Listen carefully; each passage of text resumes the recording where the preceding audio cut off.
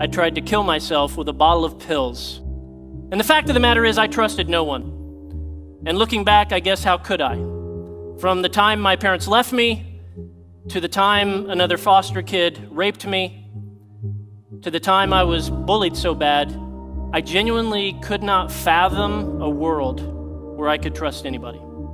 So fast forward, here I am, 14 years old, and entering my umpteenth foster home.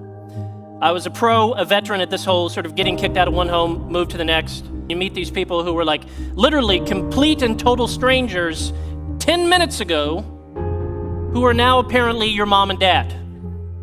You know, kids don't take candy from strangers, just move in with them. So I'm sitting in the van in the driveway of this next home, and that's when I see Rodney. He's standing up there on the front porch, and immediately I notice this is a large fella. He's 6'5", he's 350 pounds, and as a 14-year-old boy, I couldn't help but notice when he's turned to the side like that, he's shaped like a lowercase b. It's amusing now, but in the moment it was tactical. Maybe that's how I could get kicked out of this home. Maybe I could get under his skin about his weight. So I move in with him. I'm being obnoxious, I'm being ungrateful, I'm being just downright rude and mean, I'm setting things on fire, and 3 years later, I can't shake this guy. Rodney won't kick me out. So I step up my game. I go to the local bank in town, I open up a checking account. I put about $90 in there. Then I proceed to write $10,000 worth of checks. Obviously, checks bouncing one after the next after the next. One check that bounced was for my car insurance. I'm going down the road speeding, Stillwater, Oklahoma, 88 miles an hour. No car insurance, no driver's license. I get pulled over, handcuffed, thrown in the back of a cop car, and sent to jail. I call Rodney. Like, Rodney, I'm in Stillwater, I'm in jail, I'll tell you the whole thing when you get here. Can you please come bail me out tonight?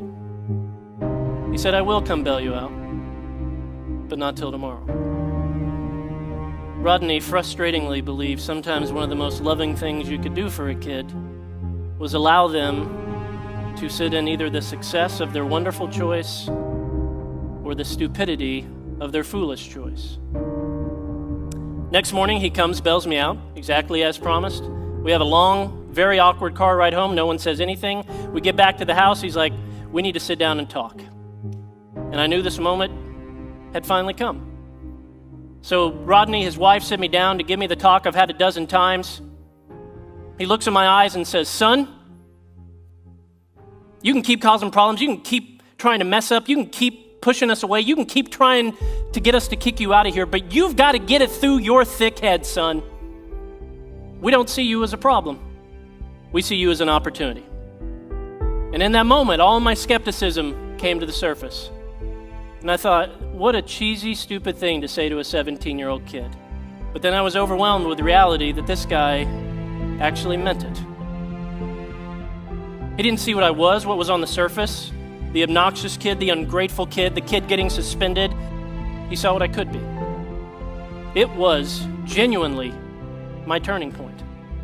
Statistically, I am supposed to be dead, in jail, or homeless, but because of one caring adult.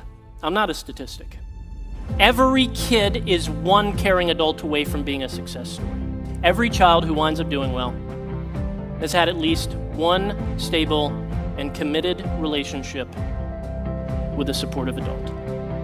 My friend and mentor, Reggie Joyner, taught me to think about it this way. In this jar are 936 marbles.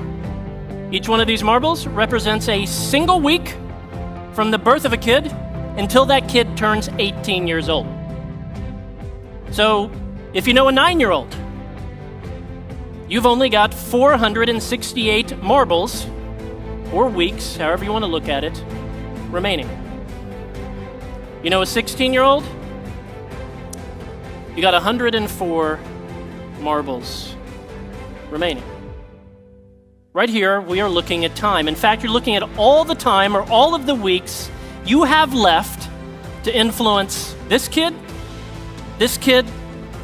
or this kid before they turn 18 and begin making critical life decisions without your presence. The difference between a statistic and a success story